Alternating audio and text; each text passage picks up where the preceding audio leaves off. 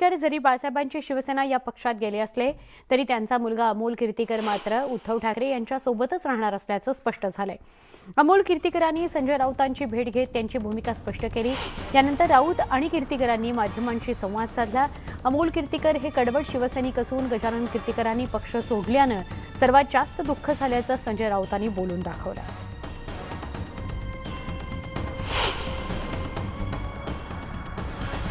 कीर्तीकरांसारखे नेते जेव्हा पक्ष सोडून जातात, सर्व काही प्राप्त करून भोगून, तेव्हा लोकांच्या मनात एक वेगळी भावना निष्ठा या शब्दाविषयी निर्माण होते। फार फार काही मोठी सळसळ वगैरे झाली असातला भाग नाहीये। गेले, ठीक आहे, गेले, उद्यापासून लोक त्यांना विसरून जातील। नक्कीच राऊत साहेब ज्या पद्धतीने बोलले की कालही मी उद्धव साहेब आणि आदित्य साहेबांच्या नेतृत्वामध्ये काम करतो, आजही करते आणि भविष्यात मी करत राहणार।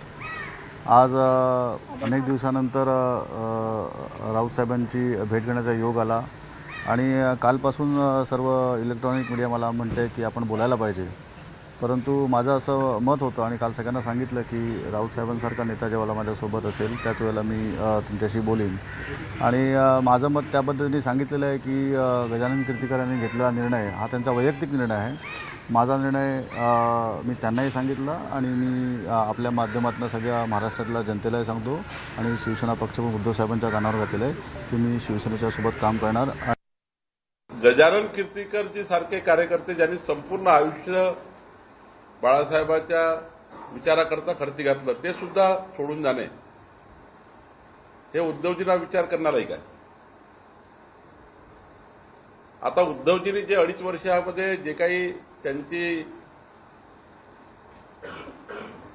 वाटचाल आहे, फक्त काँग्रेसचं संविधान स्वीकारलं नाही आणि पक्ष म्हणून ज्या ठिकाणी जेव्हा त्यांनी निवडणूक आयोगाकडे अर्ज केला आहे, एवढं सुटलं आहे की काँग्रेसची कॉपी संविधानाची काढून त्यांनी आपल्या अर्जाला लावायची, एवढं सुटलं आहे। उद्धव बाळासाहेब ठाकरे शिवसेना पक्षाचे खासदार संजय राऊत यांनी राज्यात मध्यावधीची तयारी सुरू असल्याचं मोठं विधान केलंय। महाराष्ट्राचं राजकारण इतकं अस्थिर झालंय की उद्धव ठाकरे सांगतायत ते खरंय। मध्यावधी निवडणुकांची तयारी दिल्लीत सुरू झाली आहे। जे म्हणतात अमुक तमुक आमच्यासोबत आहेत त्यांच्यातच फूट पडण्याची तयारी सुरू झाली आहे, असं संजय राऊत म्हणाले। महाराष्ट्राचं राजकारण इतकं अस्थिर झालं आहे